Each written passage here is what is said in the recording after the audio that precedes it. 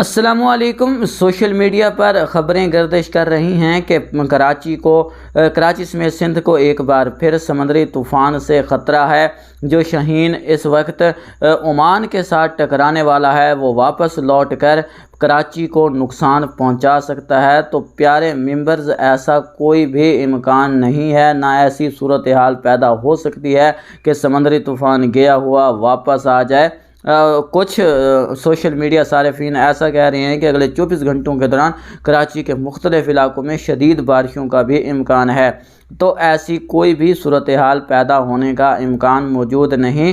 एक नया समुद्री तूफ़ान जवाद तश्कील पाने के इम्कानात 11 से 15 अक्टूबर के दरमियान मौजूद हैं, मगर याद रखें वो समुद्री तूफ़ान भी पाकिस्तान के साहिल की तरफ नहीं आएगा, ना उसके भारत के किसी साहिल से टकराने के फ़िलहाल इम्कानात मौजूद हैं, क्योंकि उस वक्त पाकिस्तान के जनूबी इलाकों पर खुश्क हवाओं का असर होगा, जिसकी वजह से ये समुद्री तूफ़ान शुमाल मगरब की बजाय बढ़ने के बजाय ये जनूब मगरब की तरफ हरकत करता हुआ एक बार फिर ओमान या फिर यमन के इलाकों से टकरा सकता है।